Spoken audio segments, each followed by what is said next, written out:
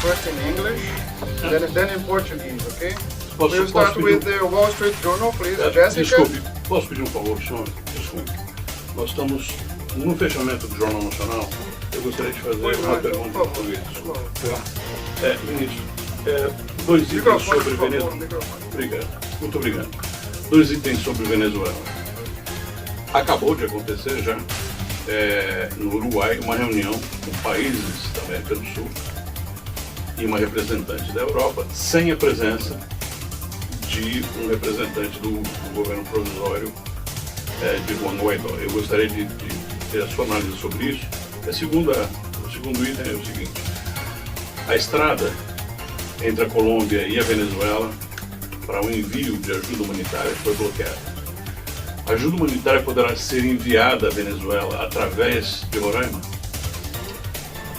Certo. Em relação à Montevidéu, essa iniciativa não nos parece que seja muito útil nem muito produtiva. É uma iniciativa que parte do pressuposto de uma igualdade de condições entre o governo legítimo do presidente Guaidó e a ditadura de Maduro.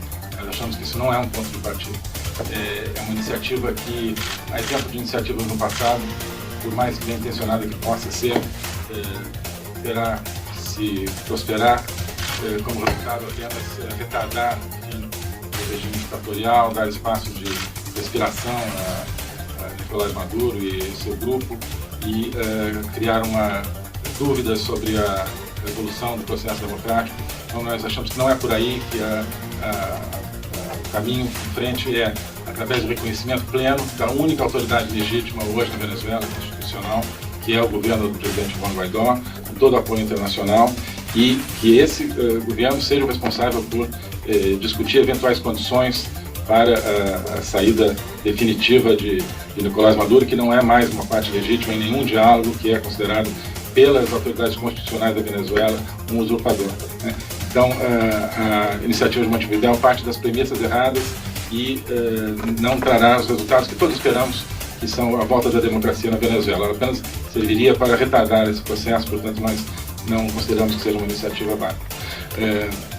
Em relação à ajuda humanitária, realmente é lamentável que haja havido esse bloqueio do acesso da ajuda humanitária, que o povo venezuelano tanto precisa, e só temos a esperar que isso seja revertido pelas próprias forças venezuelanas que de alguma maneira tomaram essa atitude completamente desumana, e que seja facilitado e facultado o acesso do povo venezuelano àquilo que ele tanto necessita.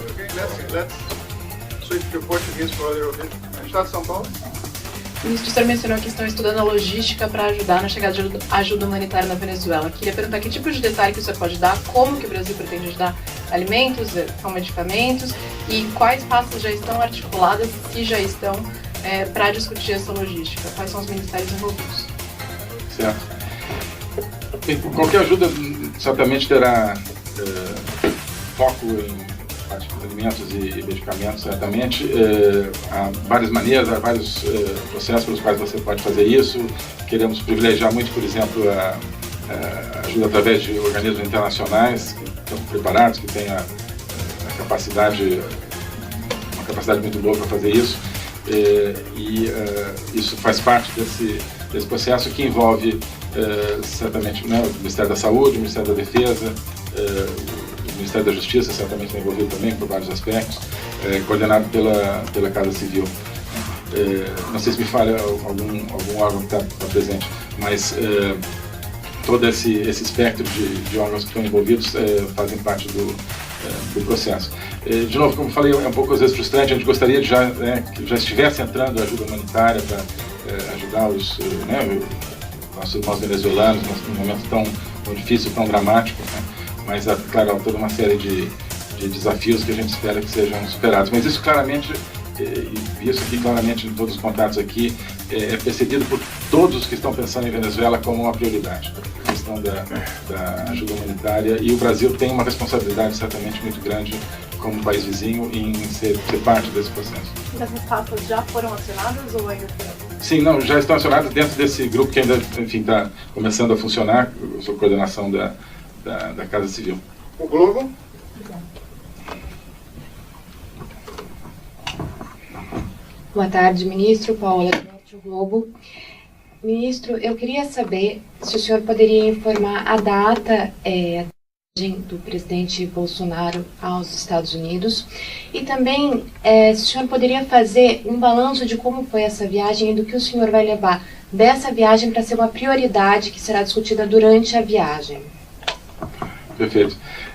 A data praticamente certa, mas então, ainda não gostaria de dizer exatamente a data, mas serão datas na metade de março, né? No começo da segunda metade de março. São datas que nós estamos praticamente fechados. Uma visita que o presidente Bolsonaro, como todos sabem, desde o começo quis dar a ela uma grande prioridade. Enfim, eu levo para Brasília uma percepção, como eu dizia no começo, extremamente positiva sobre a percepção que o governo americano tem do novo governo brasileiro como um parceiro essencial e a percepção deles de que nós queremos realmente muito a sério uma parceria nova, num novo patamar com os Estados Unidos.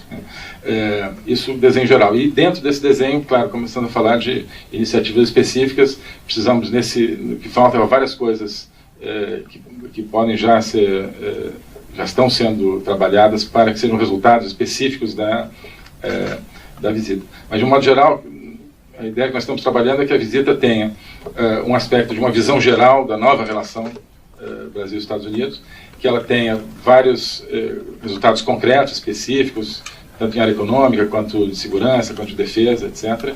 E que ela aponte o caminho para frente em outras áreas. Claro que não vai dar para fazer tudo na primeira visita, mas que ela tenha um mapa do caminho para implementar essa visão que nós queremos trazer.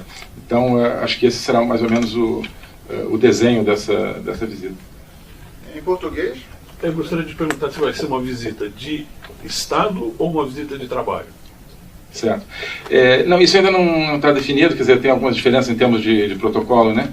Mas isso ainda, assim como a data 100% fechada, já estamos praticamente fechados, também o formato é algo que ainda vamos falar. Mas não, a diferença eu acho que é mais realmente de alguns aspectos de protocolo do que o aspecto de conteúdo. Em termos de conteúdo, eu acho que há uma convicção das duas partes de que será certamente uma visita marcante, uma visita que crie realmente uma plataforma de uma relação muito mais profunda, muito mais produtiva Brasil e Estados Unidos. Boa tarde, ministro. Obrigada. Tá ligado? Obrigada. Oi, boa tarde. Obrigada. Natália Watkins, RFI Brasil. O senhor estava falando sobre a... Ups. Tá ruim, né? Não está me ouvindo, né? O senhor está falando sobre a recepção calorosa e sobre as afinidades que encontrou nas suas reuniões aqui nos Estados Unidos. Gostaria de ter um balanço um pouco mais detalhado de onde essas afinidades foram mais encontradas, onde que o senhor se surpreendeu ou não esperava ter sido tão recebido e foi. Enfim, um pouco mais de detalhes sobre como que essa afinidade apareceu nesses encontros.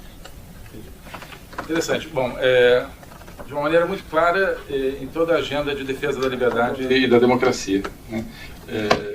Não apenas no tema da Venezuela. Acho que nós temos claramente entre os dois governos uma visão muito clara de que temos uma responsabilidade comum, como duas enormes nações democráticas, de defender a democracia e os valores da liberdade através do mundo, né?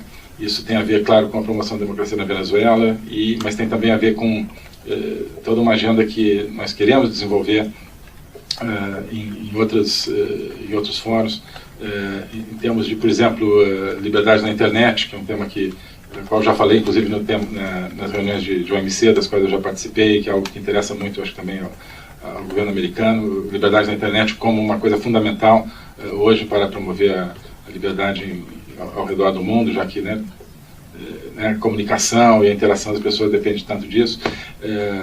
Promover, por exemplo, liberdade religiosa, que é uma coisa que sabemos que é importante para o governo americano, que é importante para nós também, e toda uma agenda de liberdades fundamentais em vários fóruns, né? Eu acho que também, eu acho que nada me surpreendeu, porque realmente a gente já tinha uma noção de quanto nós temos ideias compatíveis sobre os grandes temas da atualidade. Uma outra área muito importante é toda a questão da interação econômica, onde acho que está ficando claro que é preciso dar um salto qualitativo na relação Brasil-Estados Unidos e trabalhar rumo a uma interconexão maior das duas economias, algo que vá além simplesmente de acesso a mercados para produtos X, Y, Z, algo que vai realmente ter uma visão estratégica de interconexão, do qual um símbolo, por exemplo, é a recente fusão Embraer-Boeing, né? Eu acho que é uma história de sucesso de como pode haver uma integração econômica que vá além da questão comercial do dia a dia, que tem uma visão estratégica, né? Isso é algo que pode se apontar no futuro, né? Algo também eu acho que muito interessante é a visão de que na área de defesa e segurança nós temos muitos interesses comuns, como já sabíamos, assim, já existe toda uma interação, mas que podemos trabalhar isso de uma maneira com mais ênfase, também com uma visão estratégica, tanto na parte de combate ao crime organizado, por exemplo, quanto na área de capacitação militar. Enfim, né, o Brasil tem um enorme interesse nessa área, e os Estados Unidos é um parceiro evidentemente natural nessa área. Então, acho que é toda uma série de áreas onde nós identificamos interesse comum, vontade de trabalhar em comum e uma visão muito ambiciosa, muito proativa do que pode ser feito. Uma pergunta final aqui da Rede Globo, queria fazer uma pergunta. Em virtude da agenda do ministro, eu vou pedir a compreensão de todos para que seja a última pergunta. Desculpa. O senhor chega a Brasília e na segunda-feira o senhor vai ter um embaixador e uma embaixadora da Venezuela. O embaixador do regime de Maduro e a embaixadora que o senhor já reconheceu do regime do Juan Guaidó. Como é que vai ser resolvida essa circunstância? Nosso diálogo é com a representante do presidente interino, Juan Guaidó. A presença dela em Brasília, tenho certeza, vai ser extremamente útil para que ela traga mensagem do governo Guaidó, para que traga informações sobre a situação real na Venezuela, para que dialogue com vários setores da sociedade brasileira, do governo brasileiro, para que tenha a oportunidade de se conhecer diretamente, a partir de uma pessoa envolvida e que conhece a realidade, quais são os fatos que representa de dramático para os venezuelanos a permanência de alguns elementos de poder nas mãos de Maduro. Então isso vai ser essencial. Nosso diálogo é com ela porque, enfim, representantes do governo Maduro no momento não tem nada a aportar, porque nós queremos saber justamente qual é a visão real, e eles não têm condições de dar, eu tenho certeza, nada que não seja a visão oficial desse regime, que nós já sabemos que é uma coleção de mentiras, de irrealidades, e que não tem utilidade nenhuma. Posso uma última? Pode? Só complementando o que o senhor estava respondendo anteriormente sobre a relação com os Estados Unidos. A relação entre Brasil e Estados Unidos ela vem amadurecendo ao longo dos anos, e outros governos ensaiaram uma aproximação mais forte, uma lua de mel nesse início de governo com os Estados Unidos. O que é diferente dessa vez? Uma coisa que é diferente, eu acho que o Brasil não tem, nesse momento, não tem medo de se relacionar com os Estados Unidos de igual para igual. Acho que em outros momentos havia um certo ranço pelo qual se temia que uma relação mais profunda com os Estados Unidos seria uma relação de algum tipo de subserviência ou de alinhamento automático. Nós não temos problema nenhum, nós temos a noção da nossa força, da nossa capacidade, e concebemos que a relação com os Estados Unidos é uma relação que pode ser uma relação de igual para igual e que beneficie profundamente o Brasil em todas as áreas. Então acho que isso talvez seja a principal diferença, quer dizer, a ideia de que nós não temos nada a temer dessa relação em termos de ser uma relação assimétrica. Não, achamos que pode ser uma relação simétrica, porque nós nos vemos como um país que pode ter uma voz própria no mundo, diferentemente, eu acho, de outros momentos em que o Brasil não acreditava em si mesmo, então não acreditava também na relação com os Estados Unidos. Hoje que o Brasil acredita em si mesmo, nós temos uma condição muito melhor para ter uma